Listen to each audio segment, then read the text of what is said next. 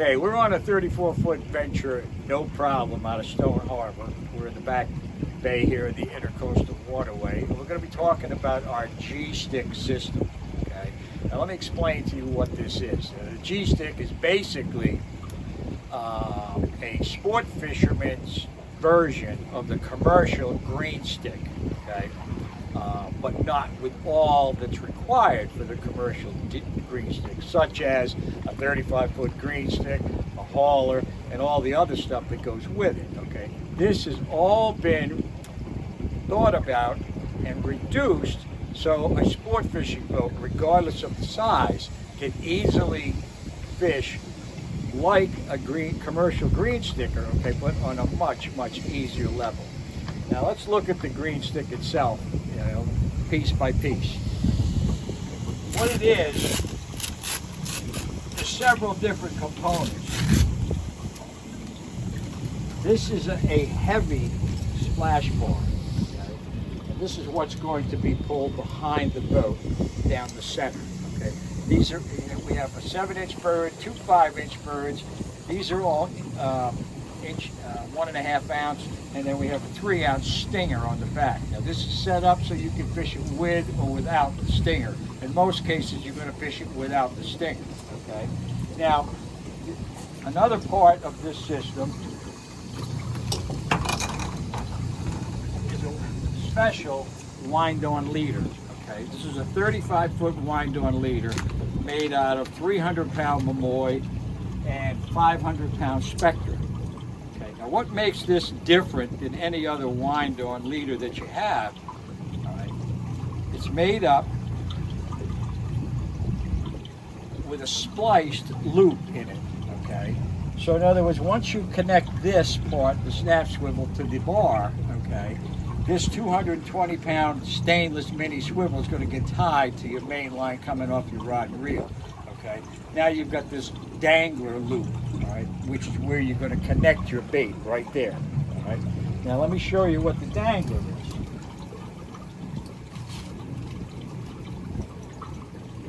The dangler is made up of a mancha squid. It has an 8/0 stainless steel hook on it, okay, and it has a long line clip. This is a commercial long line clip. Okay, this is what gets connected to the loop right here on this wind-on leader. Okay, so when I set this thing out, I'll show you how to connect this and whatnot. Okay, that's about it. So I'm going to put this on the rod now, the splash bar on the rod. We're going to set this thing out, and we'll go over just how it works, just how it's set up. Okay, so I'm just going to take the snap swivel right off of this rod and reel setup here, which already has the wind-on leader with the dangler on it. Okay, so you're going to set it up. I'm going to put this out without the stinger on the back. Okay, so all this is just a big teaser. All right, so I'm going to set it out.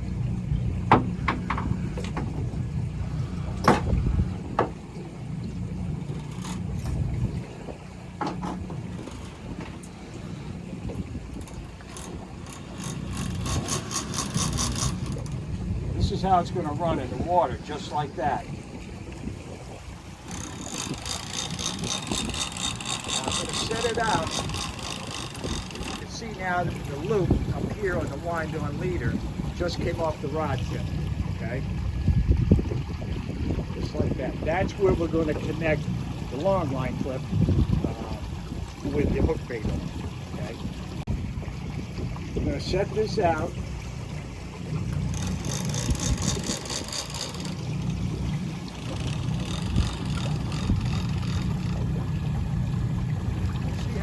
Bouncing up and down. That's basically what you want.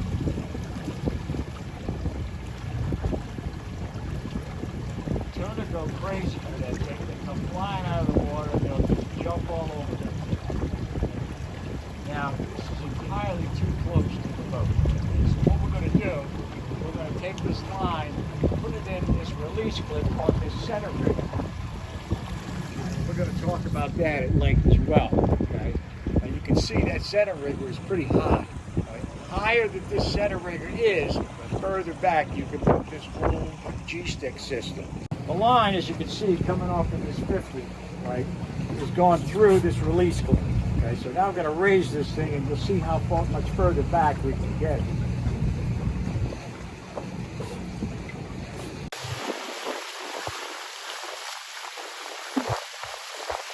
Right now we're doing a little bit over 6 knots, okay? And this thing is set out, as you can see, the dangler just bouncing right on the surface. So at this point, okay, the way this is all set up, once you get a hookup at that dangler, it's going to pop out of that release and set a trigger.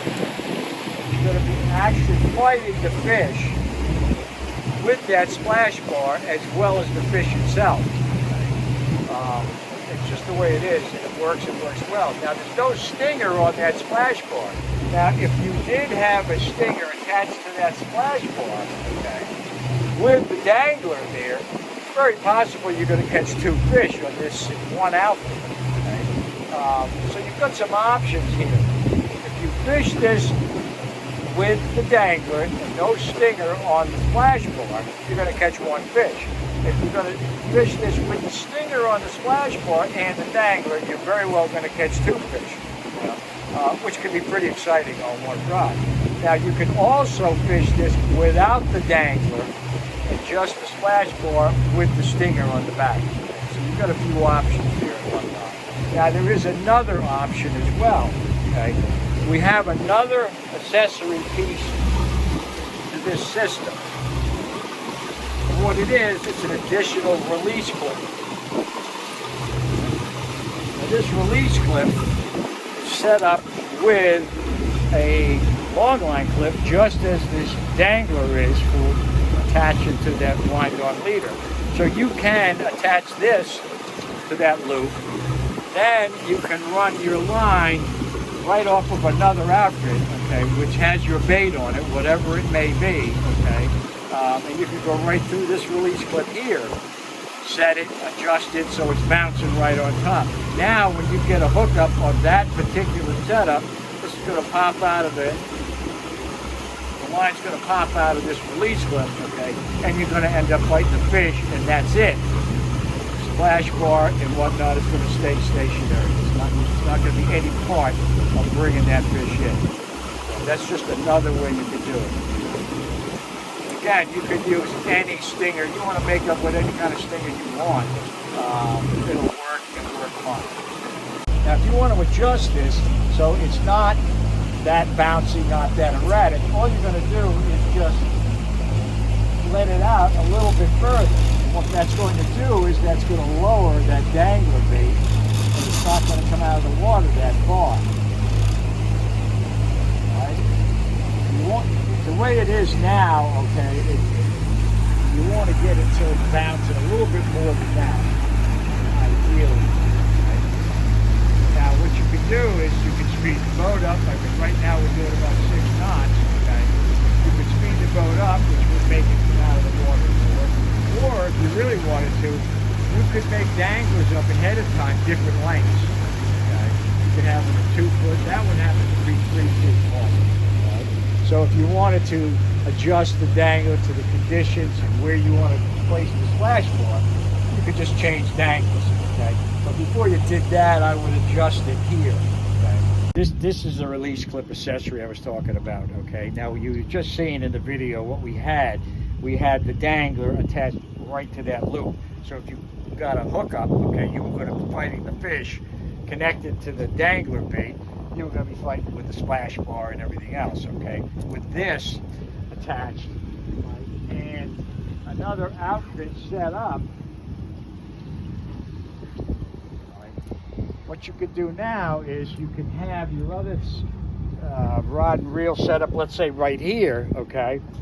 And you could have your line going through this release clip. So now you would set it up identical to what we just did. But now when you get a hookup, okay, it's going to pop out of that clip and you're going to be fighting that fish with this rod instead of this in the splash bar.